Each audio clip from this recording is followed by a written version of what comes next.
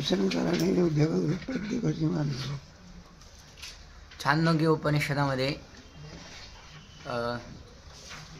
अग्नी, जल आणि पृथ्वी अशी जगताची उत्पत्ती सांगितली. तैत्तिरीय उपनिषदामध्ये आकाश, वायू, अग्नी, जल आणि पृथ्वी अशी जगत उत्पत्तीची प्रक्रिया सांगितली. त्यानंतर ऐतरेय उपनिषदामध्ये ईश्वराच्याच पासून संकल्पाने एकाच युगपत ही सृष्टी उत्पन्न होते असं सांगितलं. नंतर त्या उत्पत्तीविषयी म्हणजे हे नाना मत आहेत, परंतु मग याच्यामध्ये जी उत्पत्ती सांगितली याच्यामध्ये योग्य उत्पत्ती पुन्हा एक शंका अशी करतो की शंकराचार्यांनी किंवा व्यासांनी ब्रह्मसूत्रामधील दुसऱ्या अध्यायामध्ये जगताची उत्पत्ती ही तैत्तिरीय उपनिषदाप्रमाणे सांगितली आहे. आकाश, वायू, तेज, जल आणि पृथ्वी ही का बरं सांगितलेली आहे. आणि पुन्हा अगोदर गुरु सांगतात की जी ही जगताची या उत्पत्तीविषयी अशी विषमता का सांगितली, कारण मिथ्या पदार्थाविषयी कधीही एक वाच्यता किंवा एक मत असू शकत नाही. कारण शास्त्राला जगताची उत्पत्ती सांगून केवळ एक मत सांगून त्या ठिकाणी त्याचं सत्यत्व प्रतिपादन करायचं नाही. त्याचं एक मत का नाही, तर जगत हे मिथ्या आहे. जसं की उदाहरण एक असा दृष्टांत दिला, एखाद्या व्यक्तीला विनोदाकरिता किंवा आनंदाकरिता दारूचा हत्ती अर्थात करायचा आहे, म्हणजे फटाक्या टाईप तो जो पदार्थ दारूचा किंवा शोभेकरिताच हत्ती केला, त्याला आता पेटून द्यायचं आहे. त्याचे कान आणि सोंड, शेपूट, हातपाय वाकडे तिकडे झाले म्हणजे त्याची शोभा गेली, परंतु त्याचे कान आणि सोंड नीट करण्यात पुन्हा तो व्यक्ती प्रवृत्त होत नाही. त्याचा हेतू फक्त पेटून देण्यात असतो. म्हणजे सांगायचं काय, जगताची उत्पत्ती तुम्ही कशी नाना प्रकारे माना, त्याच्यात सत्यत्वबद्ध किंवा ज्याप्रमाणे हत्तीचे अवयव व्यवस्थित नीट करायचे नाहीत, तसे जगताबद्दल सत्यत्व किंवा जगताची उत्पत्ती हे शास्त्राला अभिप्रेत नाही. जसं की त्या व्यक्तीला हत्ती पेटून देऊन त्या असणाऱ्या हत्तीच्या शोभेचा आनंद घ्यायचा आहे, तसा शास्त्रकारांना हा जो जगत उत्पत्तीविषयी वेगवेगळे मत आहेत त्याच्याशी वाद न घालता त्याचं मिथ्यात्व सत्य करून, आपलं मिथ्यात्व दृढ मिथ्यात्व निश्चय करून केवळ ब्रह्मच सत्य आहे असा सिद्धांत प्रतिपादन करायचा आहे. म्हणून अध्यारोपाची भाषा आणि त्या जगताचा ब्रह्मामध्ये निराश म्हणजेच अपवाद हा अभिप्रेत आहे.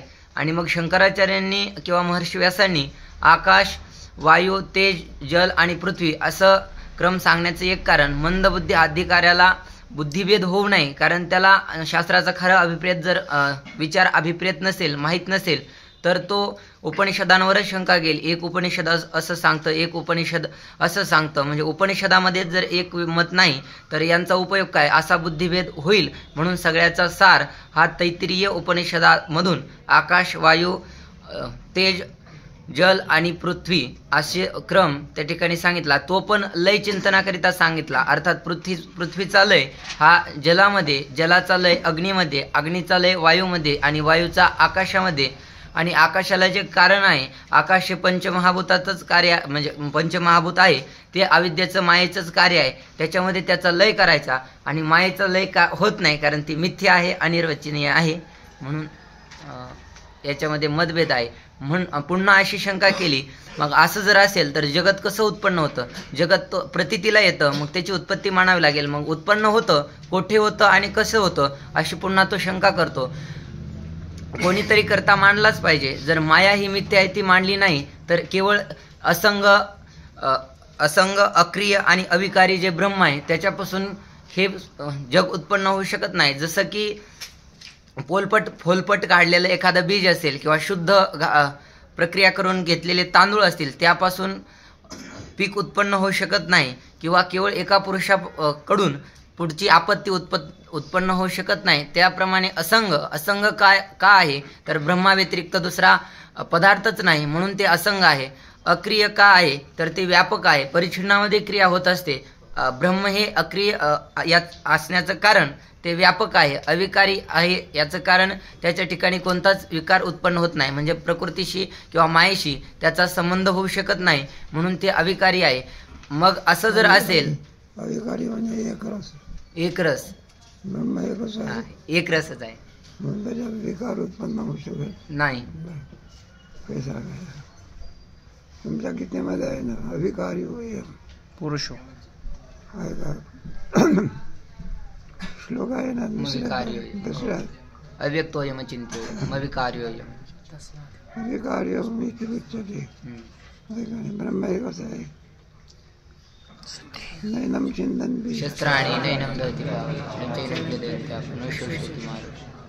पुढे अच्छद्योयमदायोयम् अक्लेद्योश्वस्यैव च नित्यस्रवतस्तान् प्रचलोऽयं सनातनः अव्यक्तोऽयमचिन्त्योऽयम् अविकार्योऽयम् उच्यते तस्मात् नानुशोचितुमर्हसि. गीतेमध्ये आलं गेले ब्रह्माचं वर्णन कुठेही सारखंच असते त्या गीतेमध्ये. ते अविकारी काय आहे? एक रस आहे आणि त्याच्यात कोणताच अष्टीज आहे ते वर्तते विपरिणामाचे कोणताच हे सगळे विकार जे आहे ना हे सगळे उपाधीचे आहे. कोणाचे उपाधी? आत्मा कुठे लहान आणि मोठा आणि तरुण आणि काळा आणि गोरा आहे का? मग हे सगळं कोण आहे? शरीर आहे. आणि शरीराचे धर्म आपण कोणावर लावतो? आत्मा या धर्मावर काय आहे? भिन्न. गीतेत सांगितलेलं आहे. शरीराला मरण आहे, उत्पत्ती आहे. आत्म्याला आहे का? न जायते म्हणजे उत्पन्न होत नाही, न मिळते म्हणजे मरतही नाही. हे कोणाचं वर्णन आहे? आत्म्याचं. आणि तुमच्या याचं जे आहे ना वासांशी जीर्णानि वासांश जीर्णानि यथा नवानि गृह्णाति नरो तथा शरीराणि विहाय जीर्णानि यज्ञानि संयाति. हे कोणाचं वर्णन? शरीराचं. शरीराचं आहे ना. कपड्याचं वर्णन आहे म्हणजे शरीराचं वर्णन आहे. तात्पर्य काय निघालं? तात्पर्य निघालं तेव्हा जगताचं सत्य सांगण्यामध्ये तात्पर्य नसून निषोधामध्ये तात्पर्य. कशात? प्रेत ठेवण्यात तात्पर्य आहे का निषेधात? निषेध. दारूचा हत्ती ठेवण्यात तात्पर्य आहे का नाहीचं करण्यात? नाही. मग तसं आहे जगात ठेवण्यामध्ये तात्पर्य आहे का नाहीचं करण्यात? नाही. मग त्याचं मिथ्यात्व सांगायचं. कोणाचं? जगत मिथ्यात्व पुढे सांगणार. एक वाक्यता नाही. ज्या अर्थी जगत उत्पत्तीमध्ये एक वाक्यता नाही त्या अर्थी जगत सत्य नसून काय आहे? मिथ्या. एखाद्या माणसाला विचारलं नाही का 6 12 होते, एक म्हणतो 6 3च होते, एक म्हणतो 4च होते, एक म्हणतो 7च होते. सगळी मतं कशी आहे? काय करे. मग खरं मत कोणतं आहे? 6 12. हे बाकीची मतं कशी आहेत? मग जगत उत्पत्ती सांगण्यामध्ये श्रुतीचं तात्पर्य नसून जगताच्या निषेधात काय आहे? तात्पर्य आहे. पुढे आता लाईट गेली म्हणून आता पुढे काय सांगायचं?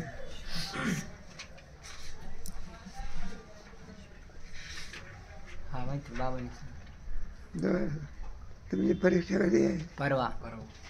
विचार सांगायचे ना. बरं उद्या नाही परवा. उद्या पण पेपर आहे. उद्या पेपर आहे ओव्या अभंगाचा. मग पहिल्या तरंगामध्ये काय आहे? अनुबंध चतुष्टय, साधन चतुष्टय, अधिकाऱ्याचं वर्णन आणि प्रयोजनाविषयी 2 शंका. अनुबंध म्हणजे ज्याच्या ज्ञानाने मुख्य ग्रंथात प्रवेश होतो तो अनुबंध आहे. आणि अनुबंध चतुष्टय विषय अधिकारी विषय. अनुबंधामध्ये किती सांगितले? 4. पहिला कोण आहे? अधिकारी. दुसरा विषय, प्रयोजन आणि त्यात संबंध. या ग्रंथाचा अधिकारी कोण आहे? ज्या पुरुषाने या जन्मी किंवा पूर्वजन्मी मल विक्षेप आवरण दूर करून मल विक्षेप दूर करून आवरण निवृत्तीकरिता जो साधन चतुष्टय होऊन श्रीगुरूंपाशी साधन चतुष्टय संपन्न आहे तो या वेदांत शास्त्राचा अधिकारी आहे. साधन चतुष्टय संपन्न म्हणजे साधन चतुष्टय संपन्न म्हणजे विवेक वैराग्य समाधी षटक मोक्ष. काय मला साधन चतुष्टय संपन्न म्हणजे मोठ्याने सांगा तुम्ही. विवेक वैराग्य समाधी षटक आणि मुमुक्ष होतो. विवेक कशाला म्हणतात मग? सत्संगतीने आत्मा अविनाशी विवेक कशाला म्हणतात? मोठ्याने सांगा. सत्संगतीने आत्मा अविनाशी व क्रियारहित असून तद्व्यतिरिक्त सर्व विनाशी व चंचल आहे असा ज्याचा निश्चय आहे तो विवेकी पुरुष मानावा. त्याला विवेक कसं म्हणतात?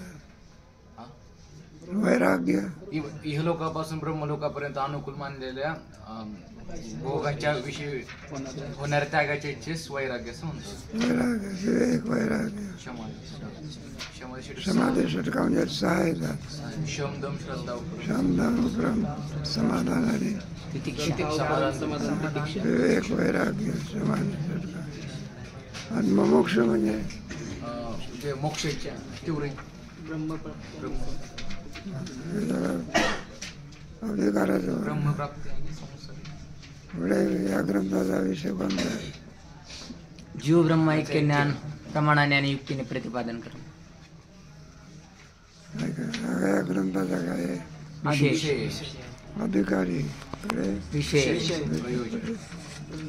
का? आणि पुढे त्याचं प्रयोजन कोणतं आहे?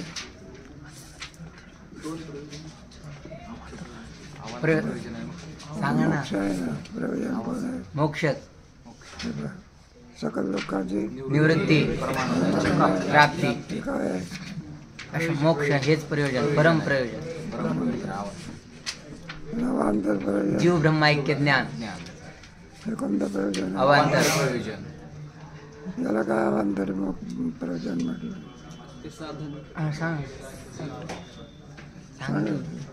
अरे अवांतर प्रयोजन काय म्हटलं? जीव ब्रह्म ऐक्य ज्ञानाला कोणतं प्रयोजन? अवांतर. आणि मोक्षाला परम प्रयोजन. मग जीव ब्रह्म ऐक्याला अवांतर प्रयोजन काय म्हटलं? जीव ब्रह्म ऐक्य ज्ञान हा संसार दुःखाची निवृत्ती आणि परमानंदाची प्राप्ती अशा स्वरूपाचा जो मोक्ष त्याला प्राप्त करून देण्याचं साधन आहे की ते सकल दुःखाची निवृत्ती आणि परमानंदाची प्राप्ती अशा स्वरूपाचं नाही. म्हणजे जीव ब्रह्म ऐक्य ज्ञान हे साधन आहे. काय साधन मोक्ष आहे त्याचं काय? साध्य. मोक्ष हे साध्य म्हणून परम प्रयोजन आणि त्याचं साधन असते ते अवांतर. जरा त्याच्यामध्ये शंका कुशंका घेतलेली आहे पुस्तकात. शंकेमध्ये पण आणखी साधनं सांगितले एवढ्यावर काम मागत नाही. आणखी अंतरंग साधन आहे. अंतरंग साधनं कोणती आहे मग? अंतरंग एकूण 8 साधने आहेत ज्याचा ज्ञानामध्ये आणि श्रवणामध्ये साक्षात प्रत्यक्ष उपयोग होतो. त्यात साधन चतुर्दश जे सांगितले विवेक वैराग्य समाधी षटका आणि मोक्षत्व आणि अंतरंग जे ज्ञानास साक्षात ज्याचा उपयोग होतो ते अंतरंग साधनं म्हणजे श्रवण मनन निधिध्यासन आणि तत्वपदार्थ. बरोबर आहे. त्याच्यामध्ये हे मग कशा करता मग श्रवण मनन निधिध्यासन सांगण्याचं काय कारण आहे? कारण श्रवण मनन निधिध्यासनाशिवाय असंभावनादी जे मोक्षामध्ये प्रतिबंध करतात त्यांच्या निवृत्तीकरिता श्रवण मनन निधिध्यासन यांची गरज आहे. बरोबर आहे. श्रवणाचे फल काय? श्रवणाचे एखाद्याला जर अपरोक्ष ज्ञान वाक्य श्रवणाने महावाक्य श्रवण होऊन सुद्धा जर असंभावना प्रमाणासंभावना होत असेल तर त्याने श्रवण करावं म्हणजे ती निवृत्त होते. बरोबर. असंभावना प्रमाण असंभावना म्हणजे काय? प्रमाण ज्याला वेदांत श्रवणानंतरही ब्रह्मामध्ये भेद आहे की अभेद आहे असा प्रश्न आहे. वेदांत वाक्य ही कर्म जीव ब्रह्म ऐक्य कर्म प्रतिपादक आहे की उपासना प्रतिपादक असा ज्याचा संशय आहे त्याने यासाठी मनन करणे यास मनन करणे यास प्रमेय संभावना दूर होते. श्रवणाने बरं का असंभावना जाते पण ती प्रमाण संभावना जाते. प्रमाण संभावना म्हणजे वेदवाक्य वगैरे काय कर्मोपासना प्रतिपादक आहे का? जीव ब्रह्म ऐक्य असा जो संशय त्याला कोणता प्रमाणासंभावना कशाने जाते ती? श्रवणाने. आणि पुढे मननाने काय जाते? प्रमेय असंभावना. प्रमेय संभावना म्हणजे जीव ब्रह्माचा भेद सांगा ना. सांगा ना पाठीमागची प्रमेय संभावना म्हणजे प्रमेय असंभावना म्हणजे सांगा बाबा. जीव ब्रह्माचा अभिसत्य आहे का? भेद कोणती असंभावना? प्रमेय विपरीत भावना. देहादी ठिकाणी जे सत अनादिकालापासून अनादि सांगू देत नाही एखाद्याला. सांगत नाही. सर्व विपरीत भावना सांगा. आम्हाला काही संधी आवाज देत आवाज नाही. आणि बाकीचे म्हणते आम्हाला काय देत नाही. चान्स देत नाही. ते 2-3च लोकांना विचारलं. विपरीत भावना म्हणजे काय? विपरीत भावना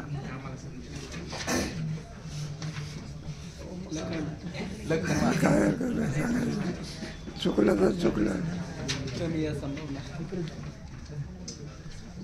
विपरीत भावना म्हणजे काय? चुकलं तर चुकलं, त्याला काय म्हणत. उद्या परीक्षा आहे का तुमची? परवा आहे. विपरीत भावना म्हणजे पहा, देहाधिकाच्या ठिकाणी सत्यात्व बुद्धी असणे आणि जीव ब्रह्माच्या भेदाविषयी कोणती बुद्धी असणे, सत्यच त्याला कोणती विपरीत विपरीत भावना. हे सगळे हे प्रतिबंध करणार आहे. काय करणार आहे? हे सगळं सांगून झाल्यानंतर मग आपल्याला वेदांत म्हटलं 2 वाक्य असतात. 2 वाक्य, एक अवांतर वाक्य आणि एक महावाक्य. अवांतर वाक्य म्हणजे कोणतं? पाठीमागच्या चुकलं तर चुकलं नाही, लाईट नाही म्हणा म्हणून सांगत नाही म्हणा. ज्या लोकांना भगवंत जे फक्त स्वरूपपूर्ण केले असते आणि ब्रह्माची आणि त्याने परोक्ष ज्ञान होते, त्यास अवांतर वाक्य असं म्हणतात. महावाक्य महावाक्य जीव आणि परमात्म्याची एकता ज्या वाक्यात प्रतिपादन केले असते त्यास महावाक्य असं म्हणतात. बरं. म्हणजे अपरोक्ष ज्ञान, काय करे? तत्व. परोक्ष ज्ञानाने कशाची निवृत्ती होते? हा? कोणत्या? इकडे सांगू द्या ना तुम्ही. कोणत्या ज्ञान? आणि परोक्ष ज्ञानाने कशी निवृत्ती होते? परोक्ष ज्ञानाने कशी निवृत्ती होते? असत्वपादक आवरण म्हणजे ब्रह्म नाही जो असा जो निश्चय होता ब्रह्माच्या अस्तित्वाबद्दल, तो दूर होता. बाकीच्या पोरांनी सांगितलं लांब बसल्यावर आम्ही उभं राहून सांगायचं. काय सांगायचं? बरं. घाबरायचं नाही. चुकलं तर बरोबर करून दाखवून सांगू ना. आहे त्याच्यामध्ये आपण अपरोक्ष ज्ञानाने काय लाभ होतो? अरे कोणतं ज्ञान? अपरोक्ष ज्ञान सांगू द्या ना कोणतरी. बाकीच्यानं सांगितलं पाहिजे ना. ऐकू येते ना आमचं. सांगायचं काय म्हणा, ऐकूच येत नाही तर काय. सगळ्याला आलं पाहिजे ना. अपरोक्ष ज्ञानाने लाभ काय होतो नाही सांगत. ना भरतीची गोष्ट नाही. दवा आहे ना, तोच दवा आहे. दवा आहे म्हटल्यानंतर काय फायदा झाला? त्याच्या अस्तित्वात मेला नाही तो. काय आहे? मग पुढे सांगितलं दवा कोण आहे? तोच आहे. काय लाभ झाला? त्याच्यापासून शोक निवृत्ती आणि आनंद प्राप्ती. आता आतापर्यंत काय करत होते? शोक करत रडत होते की एका बुवा रडून दाखवते का? नाही. आणि आता त्याचं रडणं काय पडलं? बंद पडलं. हे कोकणाचं फल आहे अपरोक्ष. काय काय एकदा जीव ब्रह्माचा अपरोक्ष झाला म्हणजे मोक्षाची काय होते? सिद्धी. मोक्षाच्या सिद्धी म्हणजे शोकाचा नाश. आनंद आनंदाची प्राप्ती. हे कशाचं फल आहे? अपरोक्ष ज्ञान. पुढे मग तुमच्या दुसऱ्या तरंगामध्ये याचा अधिक विचार केला आहे. पहिल्या तरंगामध्ये त्यांनी 2 शंका घेतलेल्या आहेत. एक आहे ना, दोन शंका कोणी प्राप्ताची प्राप्ती आणि नित्य निवृत्ती निवृत्ती. आणि निवृत्त असणाऱ्या दुःखाची निवृत्ती. नाही शंका उत्पन्न होण्याचं काय कारण आहे?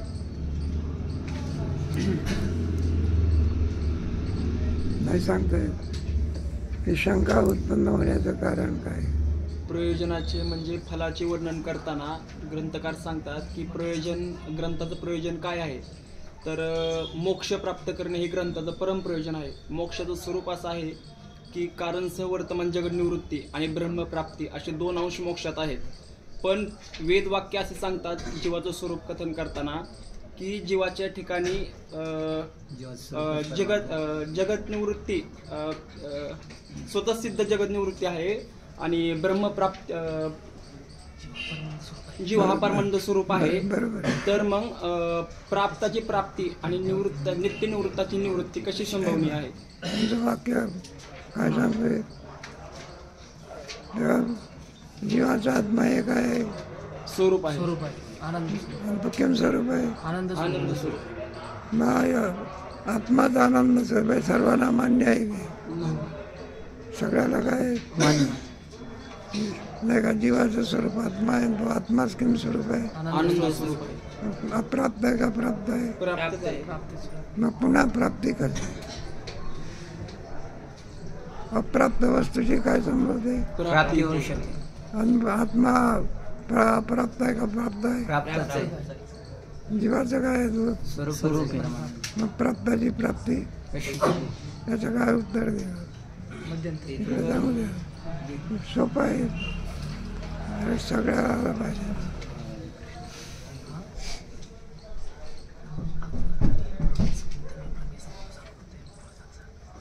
विचारचा करत झाला आहे. एखादा प्रश्न केला तुम्हाला काय करता आलं पाहिजे? उत्तर द्यायचं. नाही तर लोक म्हणतील काय समाधीला लावून विचारचा करायचा. पण ते उत्तर देताना असं म्हणतात नाही तू नाही बाकीच्या भ्रम झालेला असतो की ज्याप्रमाणे एक उदाहरण देऊन सांगतात की एखाद्या कारकुनाची लेखणी त्याच्या कानावर असते पण तो इकडे तिकडे शोधत बरोबर असतो आहे. आणि त्रयस्थ व्यक्ती येऊन सांगतो की लेखणी ही तुझ्या कानावरच आहे. तर मग त्याच प्रकारे आत्म्याचा आपल्याला विसर पडलेला असतो आणि गुरुदेव आपल्याला सांगतात की तो आत्मा तूच आहेस. तो आत्मा किंवा स्वरूप आहे? ब्रह्मस्वरूप. म्हणजे काय सांगितलं? असा व्यवहार होण्याला कारण काय? भ्रांती झालेली असती. असा व्यवहार होण्याला काय कारण आहे? भ्रम आहे. भ्रम लेखणी आणून दिली का भ्रम निवृत्त केला? भ्रम निवृत्त केला. लेखणी कुठं होती? कानावर कानावरच होती. पण त्याला हरवल्याचा काय झाला होता? भ्रम झालेला होता. मग त्रस्त माणसाने लेखणी आणून दिली का भ्रम घालवला? शास्त्र काय करते? ब्रह्मस्वरूपाची प्राप्ती करून देते का भ्रम घालवते? भ्रम घालवला. यालाच म्हणतात प्राप्ताची प्राप्ती. आहे का? अप्राप्ताची प्राप्ती म्हणणं हे शोभते. पण प्राप्त असलेल्याची प्राप्ती म्हणणं हे काय घडू पूर्व पक्ष घडू शकत नाही. मग आपण घडू सांगितले ना. लेखणी कुठं होती? कानावर. मग आणून दिली आहे तिचं ज्ञान करून ज्ञान करून. मग जीवाला काय? तुम्हाला नाही का त्या सिंहाची गोष्ट सांगितली? त्याच्यावरची गोष्ट सांगितलेली ना. सिंहाचं पिलू कोणाला सापडलं? धनगराला. धनगराला नाही. मेंढीपाळ. मेंढीपालक. अलीकडे धनगर वनगर म्हणून गेला जातीवाचक शब्द उच्चारायचा नाही.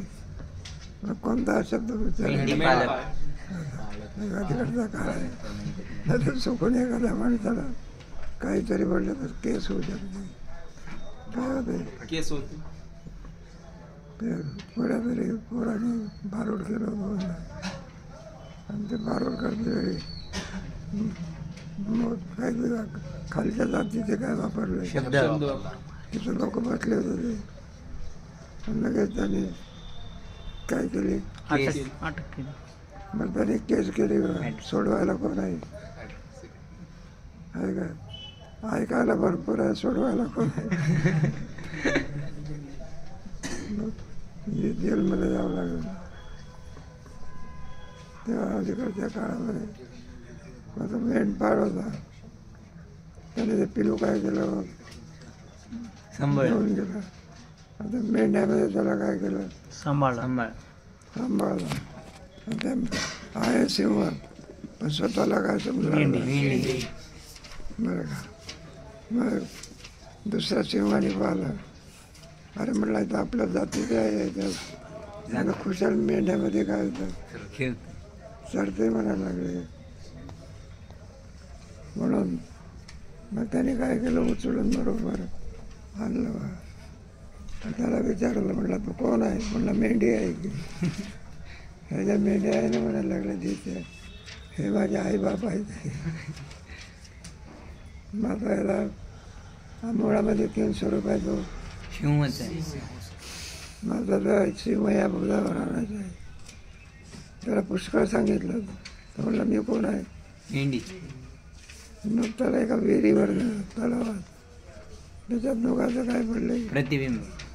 मग त्याला विचारलं, म्हटलं मी कोण आहे? म्हणलं तुम्ही सिंह आहे. तुम्ही कोण आहात? शिव. त्याला अर्धा काम झाला आपला.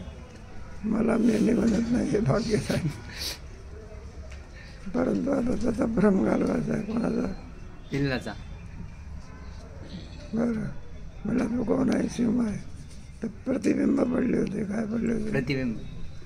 मला प्रतिबिंब कोणाचे आहे? मला हे प्रतिबिंब तुमचं आहे. आणि हे प्रतिबिंब कोणाचं आहे? प्रतिबिंबामध्ये मेंढी आहे का सिंह आहे?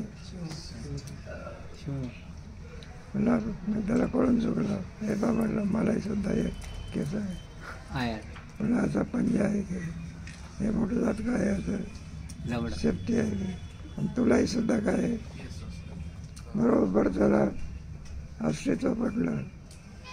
आणि मेंढी नसून कोण आहोत? शिवच आहे असं समजता. बरोबर 2 गडबुडी टाकली का त्यात मेंढ्याच्या कळपात 2-4 मेंढ्या काय करून टाकल्या. अरे म्हटलं याला कोणतरी गुरु भेटला असता. मग शिवपणा आणून दिला की भ्रम घालवला. मग गुरुजी काय ब्रह्मपणा आणून देते का भ्रम घालवते? याला प्राप्ताची कारण जीवात्मा किम स्वरूप आहे ब्रह्मस्वरूप. पण त्याला विसर पडलेला आहे. काय पडलेला आहे? लेखणीचा त्या माणसाला काय पडला विसर. मग त्रस्त माणसाने लेखणी आणून दिली काय त्याचं ज्ञान करून दिलं. यालाच म्हणत असतात प्राप्ताची प्राप्ती. आता नित्यनिवृत्तीची निवृत्ती कशी सांगा?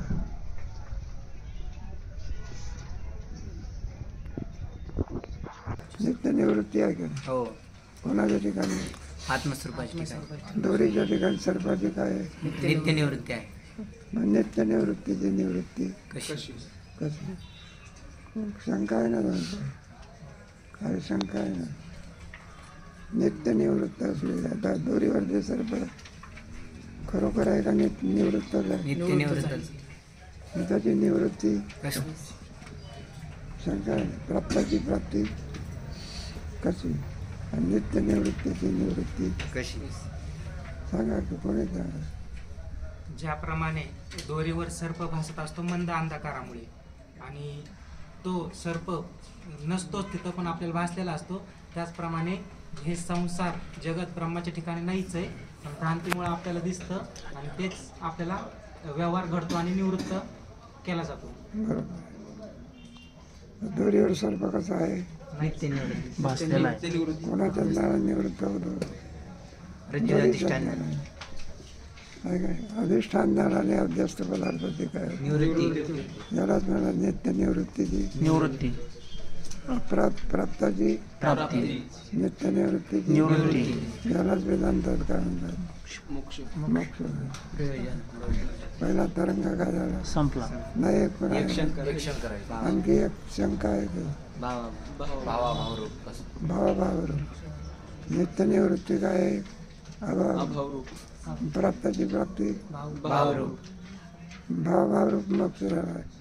दोन विरुद्ध धर्म एका ठिकाणी राहू शकत नाही. जिथे अभाव आहे तिथे भाव नाही, भाव आहे तिथे अभाव नाही. जिथे प्रकाश आहे तिथे काय नाही, अंधार नाही. जिथे अंधार आहे तिथे प्रकाश नाही. दोन्ही एका ठिकाणी राहतात का? नाही. परस्पर काय आहे ते? विरोध. मग तुमचा मोक्ष कसा झाला? भाव. मग तुमचा मोक्ष बरोबर नाही. आणि तुमचा मोक्ष तर किम स्वरूप आहे? केवळ भावरूप आहे. या शंकेचं समाधान सांगा.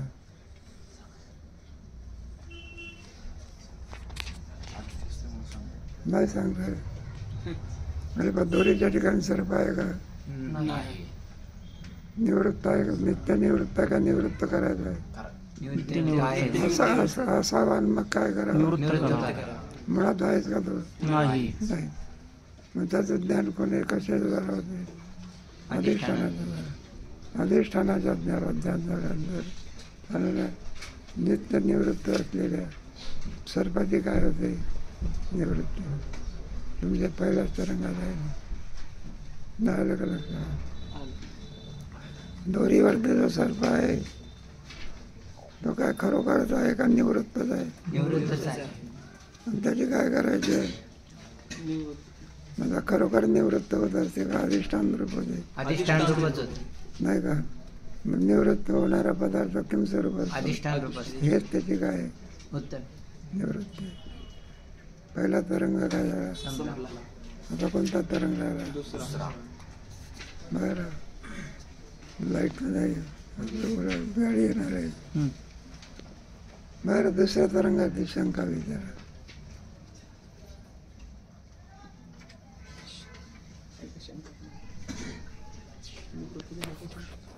शंका केली आहे.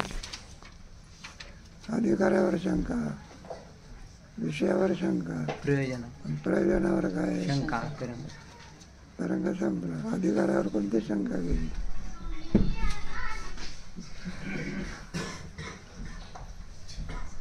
आधी वाटते. बरं आहे, उद्या सांगू. परवा परीक्षा